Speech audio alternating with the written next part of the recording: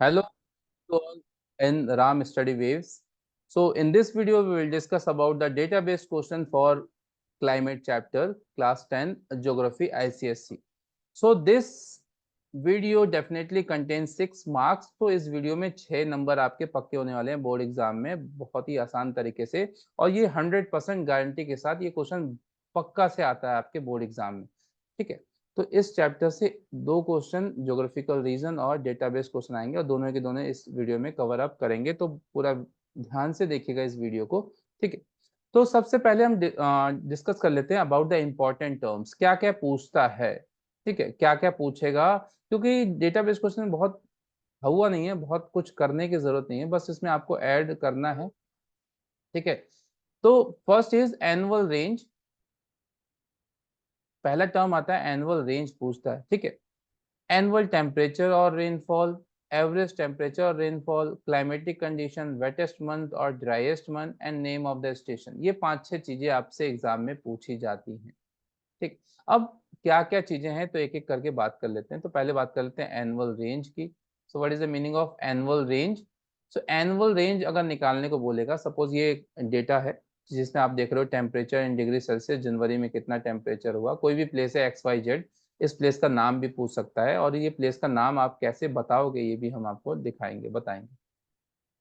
Climatic condition भी पूछ सकता है। ठीक है, तो यहाँ पे आपने देखा कि in the month of January, February, March, April, यहाँ पे टेम्परेचर रिसीव है, कितना टेम्परेचर, और रेनफॉल कितना कितना सेंटीमीटर बारिश हो रही है। तो इसके बेस पे ये कुछ क्वेश्चन आपको आंसर देने होंगे। तो annual range that is the highest temperature, highest minus lowest, highest minus lowest. ठीक है, अगर पूछे कि what is the annual range of temperature of given data, so you have to find out कि हाईएस्ट कौन सा है। तो इनमें से सबसे ज्यादा कौन सा है भाई, तो उसको निकालना है, और सबसे कम कौन सा है, तो इसमें देख लेते हैं भाई, जैसे 30.2, 30.3, 30.4। ठीक है, तो 30.4 हाईएस्ट हो गया आपका, इससे ज्यादा होप आपको हाईएस्ट दिख नहीं रहा होगा। And what is the lowest? Lowest 25, 24.2 और 23.8। तो 23.8 इज द लोवेस्ट। ठीक है, तो ये हाईएस्ट माइनस लोवेस्ट, इसको आप सिंपल माइनस कर देंगे, और ये जो निकल के आएगा वो क्या कहलाएगा, आपका एनुअल रेंज कहलाएगा। क्लियर? अब इसमें दो चीजें हैं, अगर एनुअल रेंज जो आपका हाईएस्ट माइनस लोवेस्ट आ रहा है वो 15 डिग्री से कम आ रहा है, यानी लेस देन 15 डिग्री, 15 डिग्री से कम आता है, हाईएस्ट और लोवेस्ट में 15 डिग्री से कम का अंतर है, तो वो जो क्लाइमेट कंडीशन है वो कैसा है, मॉडरेट है। कैसा है? Moderate climatic condition, moderate climatic condition. तो ऐसा पूछेगा कि the place which type of climatic condition station has, तो ये स्टेशन कौन से क्या क्लाइमेटिक कंडीशन है इसका। तो क्लाइमेटिक कंडीशन बताने के लिए आपको क्या निकालना पड़ेगा, एनुअल रेंज निकालना पड़ेगा। और अगर आपने एनुअल रेंज निकाला और आप देखा कि वो 15 डिग्री से कम आ रहा है, तो वो प्लेस कैसा है भाई, मॉडरेट क्लाइमेटिक कंडीशन है। एंड मोर देन 15 डिग्री, यानी 15 डिग्री से ज्यादा अंतर आ रहा है हाईएस्ट और लोएस्ट में, तो वो है कॉन्टिनेंटल। वो क्या है? कॉन्टिनेंटल क्लाइमेटिक कंडीशन है। ठीक है, होप आपको समझ में आ रहा होगा, यानी कॉन्टिनेंटल का मतलब the place having more heat during summer and more cold during winter. चलिए, नाउ नेक्स्ट बात करें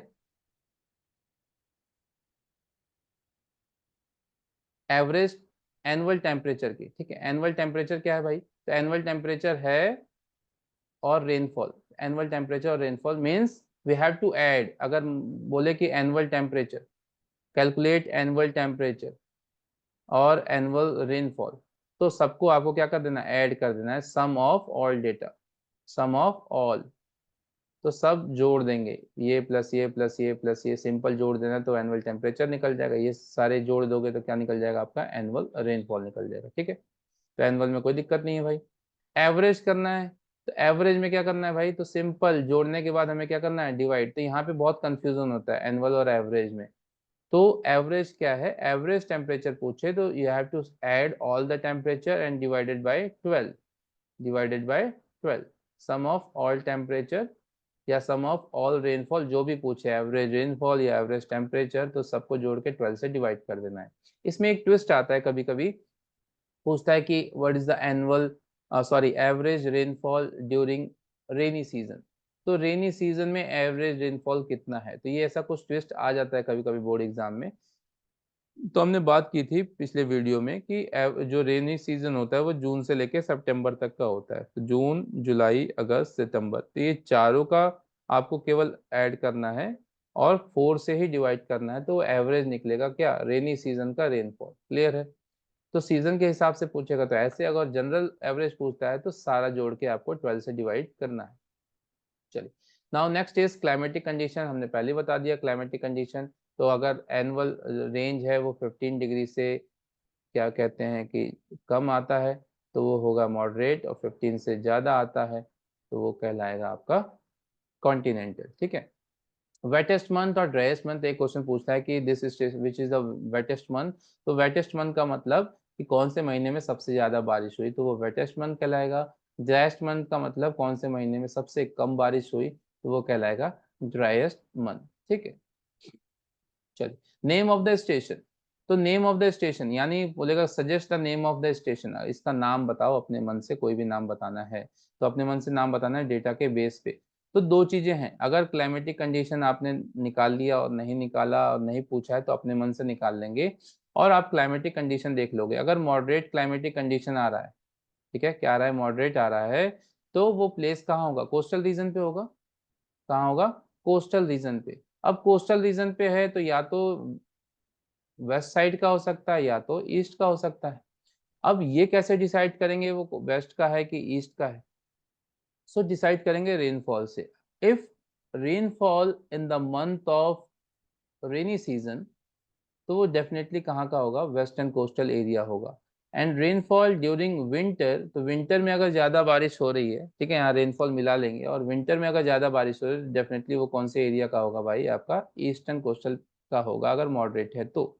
ठीक है, समुद्र के आसपास। तो अगर ठीक ठाक बारिश हो रही है बारिश के महीनों में, तो आप कौन से प्लेस के साथ जा सकते हैं, तो मुंबई के साथ जा सकते हो, कोची के साथ जा सकते हो। तो मुंबई और कोची में से आप कोई भी स्टेशन का नाम लिख सकते हैं, गलत नहीं माना जाएगा। ठीक है।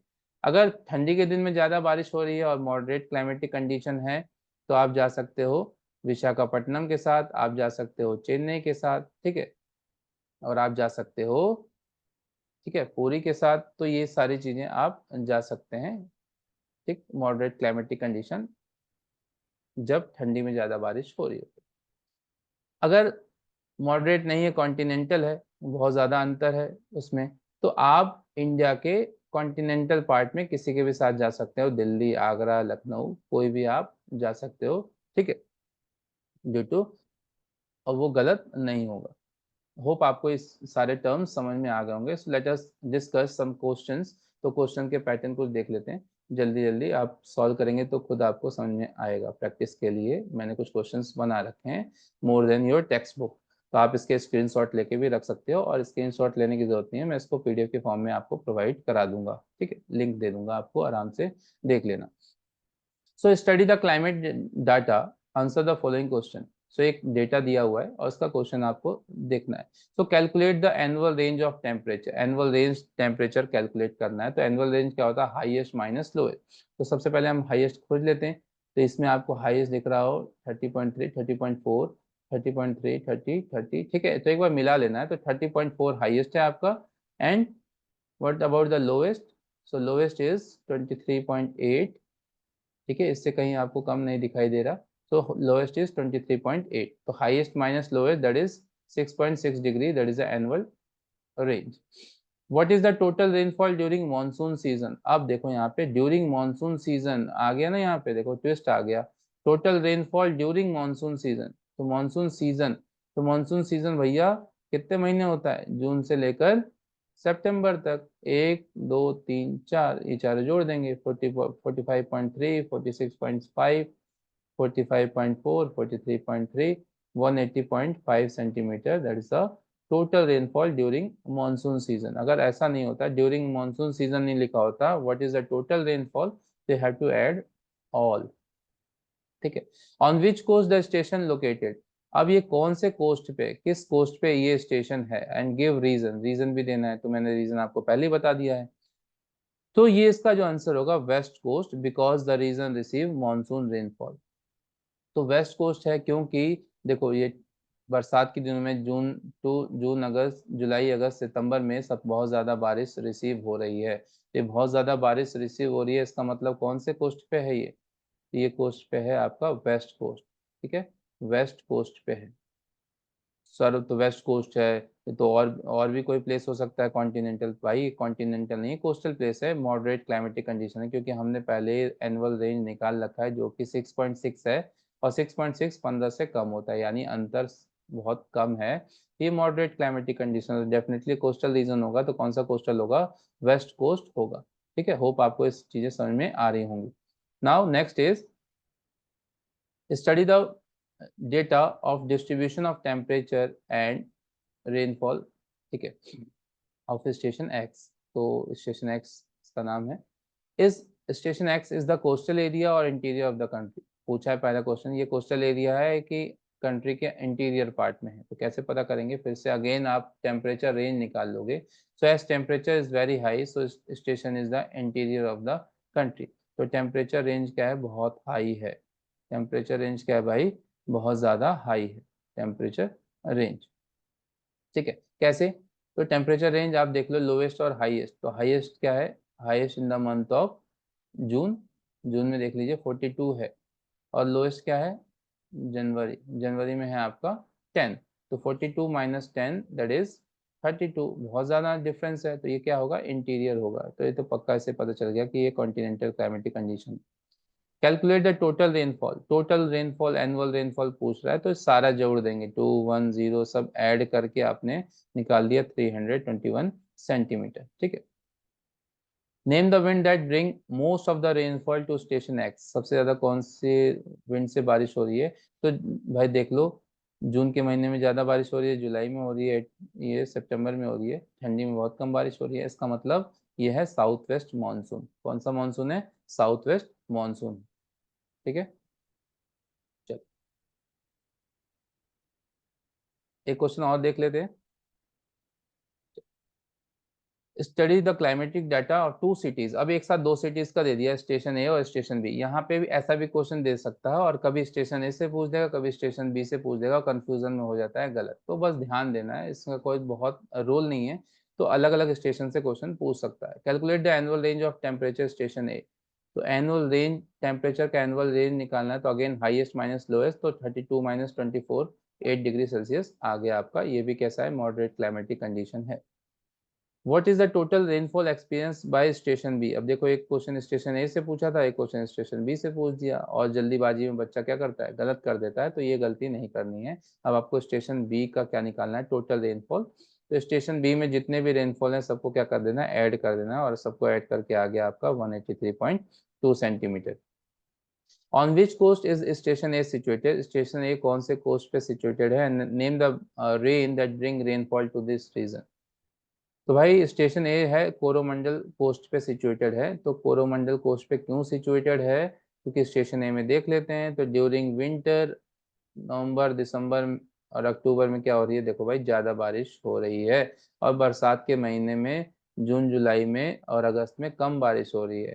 तो ठंडी में ज़्यादा बारिश कहाँ होती है? मैंने पहले ही बता रखा है आपको, होती है आपकी चेन्नई और कोरोमंडल कोस्ट वाले एरिया में होती है। और कौन सी हवाएं रिस्पॉन्सिबल है? North east monsoon.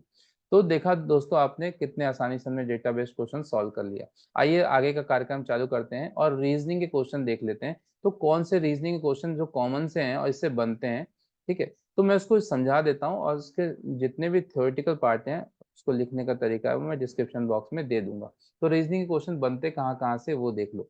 तो सबसे जो पहले रीजनिंग का क्वेश्चन बनता है वो ये बनता है कि दो प्लेस के बीच में कंपैरिजन, कि suppose Mumbai receive more rainfall as comparison to Pune. तो मुंबई और पुणे अगल बगल है, और लेकिन एक जगह ज्यादा बारिश होती है, एक जगह कम बारिश होती है। तो इसका रीजन क्या है? तो इस तरह क्वेश्चन में कॉमन सा रीजन होता है, because of the windward side and levered side. तो जो हवाओं के सामने पहाड़ी रहती है, ठीक है, तो यहाँ से हवा चल रही है, ये वाला एरिया कहलाएगा विंडवर्ड साइड। ठीक है, विंडवर्ड साइड। और जो अपोजिट वाला एरिया है वो कहलाएगा लीवर्ड साइड, यानी रेन शेडो एरिया भी बोलते हैं इसको, रेन शेडो एरिया। तो मुंबई यहाँ पे है, तो यहाँ पे ज्यादा बारिश हो रही है because Mumbai situated on the windward side, और पुणे पहाड़ी के पीछे है, यानी पुणे है लीवर्ड साइड में, तो ये एक रीजन हो सकता है। तो इस तरह के क्वेश्चन में ये वाला रीजन देना है कि ये प्लेस में ज्यादा बारिश होती है, प्लेस पे कम बारिश होती है। तो एक तो ये रीजन का क्वेश्चन हो गया आपका।